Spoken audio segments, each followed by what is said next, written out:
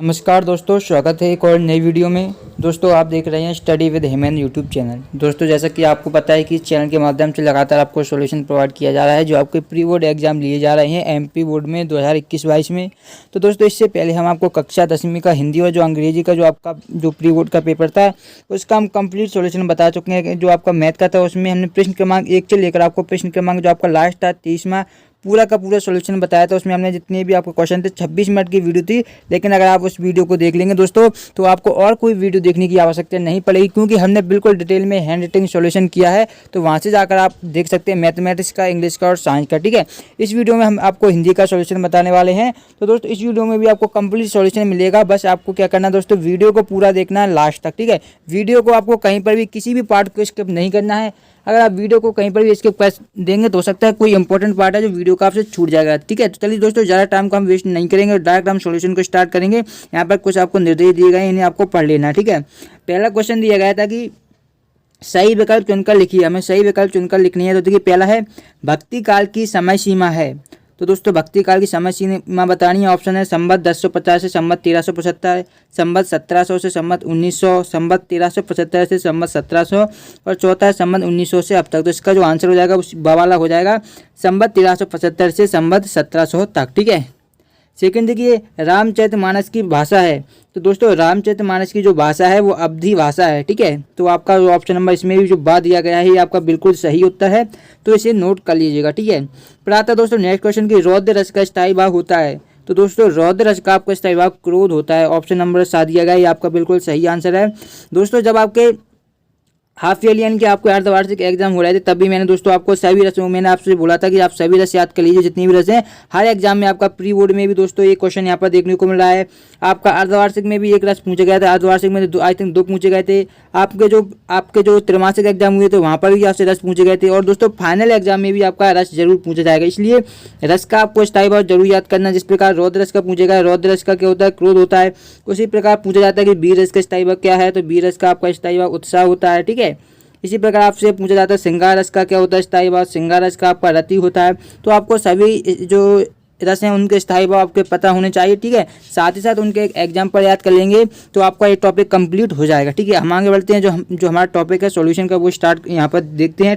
ठीक है, ज़्यादा डिटेल में हम नहीं बढ़ते क्वेश्चन की तरफ। ठीक है, अब देखिए क्वेश्चन चौथा दिया गया है कि नेताजी की मूर्ति लगवाई गई थी। तो ये मूर्ति जो लगवाई गई थी वो नगर पालिका द्वारा लगवाई गई थी। इसका जो ऑप्शन बता दिया गया है ये आपका बिल्कुल सही उत्तर है। तो इसे नोट। को भी पढ़ाई में डाउट आते हैं तो डाउटन के साथ करिए सभी क्वेश्चनों को आउट।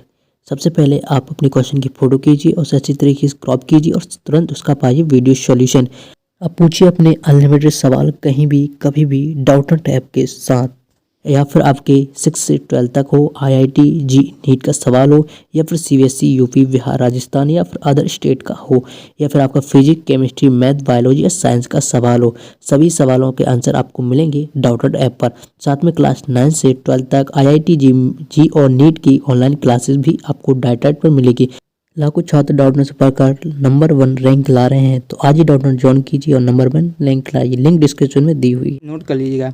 प्रातः चिकित्सालय का समाज विग्रह होगा। तो चिकित्सालय का हो जाएगा चिकित्सा के लिए आलय। ठीक है, तो ये आपका ऑप्शन नंबर यहाँ पर मैं आपको बता देता हूँ दोस्तों।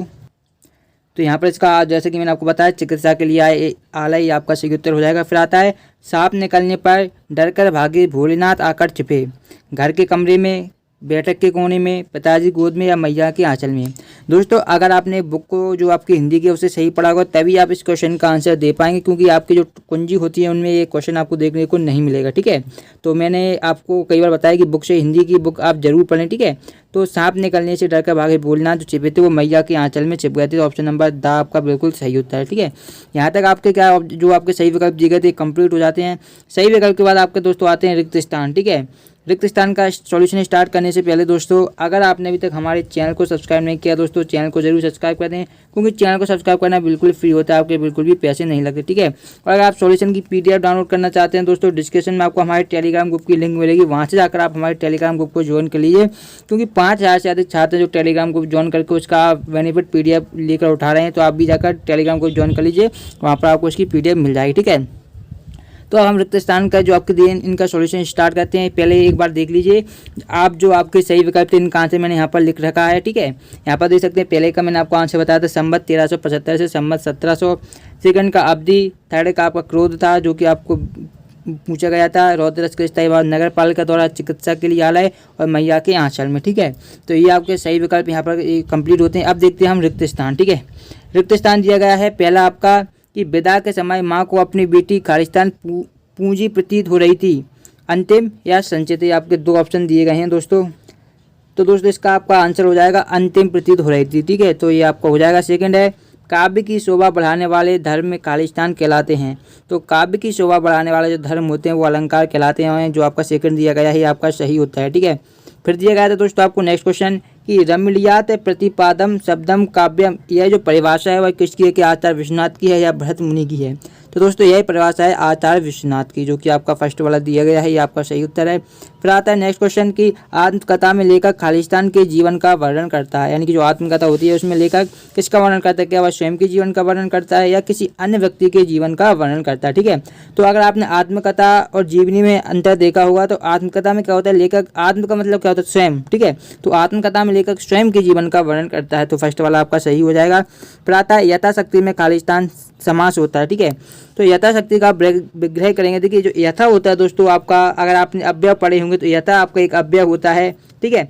अव्यय कई होते हैं लेकिन यथा भी आपको उनमें से एक अव्यय है, तो यथा अव्यय है तो ये आपका क्या हो जाएगा अव्ययी भाव समास हो जाएगा, ठीक है। और द्विगु समास का आपको पता है कि प्रथम पद इसका संख्यावाची होता है, ठीक है, जैसे कि पंचवटी, चौड़ा आदि द्विगु समास के एग्जाम्पल हैं। तो आता है कभी कभी हमने खालिस्तान हमने कुश्ती भी लड़ते हैं, तो कभी कभी बाबूजी हमसे कुश्ती भी लड़ते हैं, इसका आंसर आपको हो जाएगा बाबूजी फर्स्ट वाला, ठीक है। तो इसे नोट कर लीजिएगा। फिर आता है हिरोशिमा खालिस्तान में है, तो हिरोशिमा आपको सभी को पता है हिरोशिमा जापान में है, ठीक है। हिरोशिमा पर ही क्या है जो परमाणु बम का हमला हुआ था, तो ये हिरोशिमा कहाँ पर है, जापान में है। तो इसे नोट कर लीजिएगा, ठीक है। एक साथ में इनके आंसर आपको बता देता हूँ। ये आपका क्वेश्चन 2 था जो कि रिक्त स्थान था। तो यहाँ पर देखिए इस तरीके से आपको करना है, पहले में अंतिम, दूसरे में अलंकार, तीसरे में आचार्य विश्वनाथ, चौथे में स्वयं, पाँचवें में अव्ययी भाव समास, छठे में बाबूजी और सातवें में आपका जापान हो जाएगा, जो कि आपका सही उत्तर है। तो इसे नोट कर लीजिएगा, ठीक है। हम बढ़ते हैं क्वेश्चन नंबर 3 की तरफ, जो कि आपका दिया गया है। तो यहाँ पर देखिए सही जोड़ियाँ बनाइए, ठीक है। सही जोड़ियाँ हमें यहाँ पर बनानी है, ठीक है। तो सही जोड़ियाँ किस तरीके से बनानी है, छाया मत चूना आपको दिया गया है, पृथ्वीराज रासो जो कि आपका महाकाव्य आपको पता होगा, एक कहानी यह भी, ईश्वर करे तुम पास हो जाओ, 9 दो 11 होना, माता का आंचल, ठीक है। तो इनके आंसर मैंने मिलाए हुए हैं, तो हम डायरेक्ट मैं वहीं पर आपको बता देता हूँ। यहाँ पर मिला के बताऊंगा दोस्तों, टाइम ज़्यादा हमारा वेस्ट होगा। इससे अच्छा है कि मैं डायरेक्ट आपको यहाँ पर जो मैंने आंसर लिख रखे हैं वो आपको बता दूँ। तो यहाँ पर आप देख पा रहे होंगे ये आपके सही जोड़ियों के आंसर हैं। छाया मत चूना यानी कि गिरिजा कुमारी माथुर की है, पृथ्वीराज रासो आपका महाकाव्य है, एक कहानी यह भी तो ये मनु भंडारी द्वारा लिखित है, ईश्वर करे तुम पास हो जाओ, तो ये आपका इच्छावाचक वाक्य आप इच्छा कर रहे हैं कि ईश्वर करे कि तुम पास हो जाओ, ठीक है। फिर आता है 9 दो 11 होना। तो दोस्तों वैसे तो 9 दो 11 होना एक कहावत है जिसका मतलब होता है भाग जाना। क्या होता है दोस्तों, 9 दो 11 का मतलब होता है भाग जाना, लेकिन ऑप्शन के अंतर्गत हम देखें तो हमारा एक ही ऑप्शन बचता था, तो हमने कर दिया है बिना मेहनत के लाभ प्राप्त करना। माता कहाँ चला आपका हो जाएगा शिव पूजन सहाय।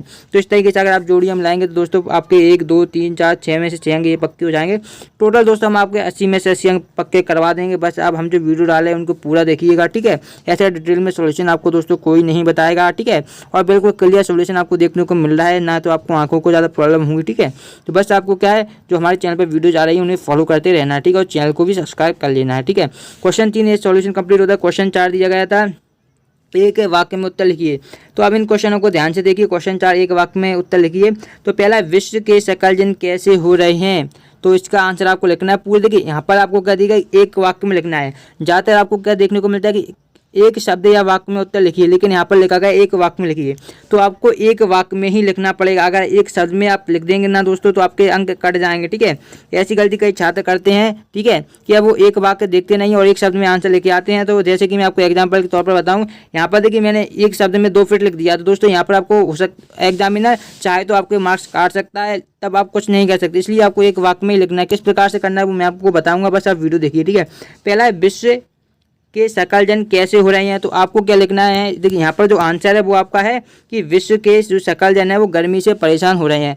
मैं चाहता तो यहाँ पर केवल लिख देता कि गर्मी, ठीक है, तो आप भी क्या करते, गर्मी लिख देते, लेकिन मैं नहीं चाहता कि आपको अंक कटे, इसलिए मैंने पूरा एक दो लाइन मैंने पूरी वाक्य लिखी है। आपको पूरा वाक्य ही लिखना है। मैंने यहाँ पर लिख दिया है विश्व के सकलजन गर्मी से परेशान हो रहे हैं। तो इस तरीके से आपको पूरे वाक्य में आंसर लिखना है सभी क्वेश्चनों की, ठीक है। तो ये पहले का आंसर है। सेकेंड है आपका तृप्त धरा का सांकेतिक अर्थ क्या है। तो यहाँ पर भी आपको पूरा वाक्य लिखना है। तृप्त धरा का सांकेतिक अर्थ, तो आपको लिखना है तृप्त धरा का जो सांकेतिक अर्थ है वो दुखों से पीड़ित धरती है, ठीक है। तो ये आपका आंसर हो जाएगा। आपको क्वेश्चन भी लिखना है और उसका आंसर यहाँ पे लिखना है, ठीक है, मैच करके दोनों को। तो थर्ड क्वेश्चन था वर्ण मात्रा यति गति से आदि से नियोजित शब्द रचना को क्या कहते हैं। तो इसका आंसर आपको हो जाएगा छंद कहते हैं, लेकिन आपको ये नहीं लिखना कि छंद कहते हैं। आपको इस तरीके से लिखना है जैसे कि मैं आपको बता रहा हूँ। उत्तर करके आपको लिखना है वर्ण मात्रा यति आदि से नियोजित शब्द रचना को छंद कहते हैं। क्या की जगह आपको लिखना है छंद कहते हैं, बस इतना आपको करना है। पूरा क्वेश्चन से बस क्या की जगह आपको लिखना है छंद कहते हैं। तो ये आपका बिल्कुल सही उत्तर हो जाएगा और आपके मार्क्स कटने की संभावना दोस्तों 0.000% हो जाएगी, ठीक है। फिर देखिए चौपाई छंद में कुल कितनी मात्राएं होती हैं। तो आपको इसमें भी पूरा वाक्य लिखना है, जैसे कि मैंने यहाँ पर लिखा चौपाई छंद के प्रत्येक चरण में 16 मात्राएं होती हैं, ठीक है। या हम बोल सकते हैं प्रत्येक 4 चरण में जो होती हैं उनमें 16 मात्राएं होती हैं, ठीक है। अब चौथा हो गया, पांचवा दिया गया है कि नेताजी की मूर्ति कितनी ऊंची थी, ठीक है। तो मैंने यहाँ पर आपसे कह दिया कि 2 फीट थी, जैसे कि मैंने आपको आंसर बताया। अगर आप 2 फीट लेके आएंगे तो आपका आंसर गलत हो जाएगा। आपको पूरा वाक्य यहाँ पर लिखना पड़ेगा, जैसे कि नेताजी की मूर्ति 2 फीट ऊंची थी। कितनी की जगह आपको लिखना है 2 फीट, ठीक है। यहाँ पर ध्यान रखिएगा, आपको लिखना है नेताजी की मूर्ति 2 फीट ऊंची थी, ये आंसर हो जाएगा। प्रातः उपासना करने वाला क्या कहलाता है। तो आपको क्या की जगह लिखना है उपासना करने वाला उपासक कहलाता है, ठीक है। तो ये आंसर आपको हो जाएगा। प्रातः हिंदी का पहला आंचलिक उपन्यास कौन सा माना जाता है। तो आपको कौन सा की जगह लिख देना है मेला आंचल, ठीक है, मेला आंचल, ठीक है। ये आपका आंसर हो जाएगा। आंसर आप यहाँ पर देख भी सकते हैं। पहले का आंसर था आपका विश्व के सकल जन गर्मी से परेशान है। सेकंड दुखों से पीड़ित धरती थर्ड छंद कहते हैं। फोर्थ चौपाई छंद के प्रत्येक चरण में 16 मात्राएं होती है। 2 फीट उपासक और मेला आंचल, ठीक है। ये आपके आंसर हो जाएंगे। फिर आता है दोस्तों आपका सत्यासत राजा का धर्म है कि प्रजा को ना सताए, ठीक है। तो आपका ये क्या हो जाएगा दोस्तों, बिल्कुल सत्य। राजा का ये धर्म होता है कि वो प्रजा को क्या है ना सताए, ठीक है। इसी प्रकार आप नेक्स्ट भी देख सकते हैं। खंड का मुक्ता काव्य का भेद है, तो यह सत्य हो जाएगा। दूसरा तीसरा कहानी उपन्यास की अपेक्षा छोटी होती है, ये बिल्कुल सत्य है, ठीक है। प्रातः चौथा प्राचीन काल में स्त्रियां अत्यंत विदुषी थीं, तो यह भी सत्य है। प्रातः सिद्धार्थ स्वकर हैं विधिवाचक वाक्य, तो ये भी सत्य है। तारकेश्वरनाथ ही भोलनाथ हैं, तो ये भी आपका बिल्कुल सत्य है। यानी कि दोस्तों केवल सेकंड आपका सत्य है, बाकी सभी आपके सत्य दिए गए हैं, ठीक है। तो इन्हें आप नोट कर लीजिएगा। फिर आते हैं दोस्तों आपको 2 अंक के क्वेश्चन। छायावाद की 2 विशेषताएं लिखिए, भक्तिकाल की 2 विशेषताएं लिखिए। देखिए छायावाद में क्या है दोस्तों, कल्पना की प्रधानता है, ठीक है, कल्पना की प्रधानता है, उसमें व्यक्तिवाद की प्रधानता है, तो ये आपको लिख देना। इसके अलावा भी प्रकृति का मानवीकरण भी है दोस्तों। बाकी जितने भी आपको सभी क्वेश्चन है 2 अंक के, 3 अंक के, 4 और 5 अंक के, उनका सॉल्यूशन हम दोस्तों नेक्स्ट वीडियो में बताएंगे, क्योंकि दोस्तों ये वीडियो काफ़ी बड़ी हो चुकी है, 12 मिनट की हो चुकी है, ठीक है। तो नेक्स्ट वीडियो में आपको सभी क्वेश्चनों के सॉल्यूशन मिल जाएंगे। अगर और हम इसको सॉल्यूशन करते हैं दोस्तों लगभग आधे घंटे की वीडियो हो जाएगी, इसलिए इस वीडियो को हम यहीं समाप्त करते हैं। एक बार इस सत्य को आप आंसर यहाँ पर देख लीजिए। अगर आपको ये वीडियो पसंद आए वीडियो को लाइक करें। इसी प्रकार की वीडियो आपको हमारे चैनल पर मिलती रहती है। मिलते हैं नेक्स्ट वीडियो में। धन्यवाद दोस्तों वीडियो को लास्ट तक देखने के लिए।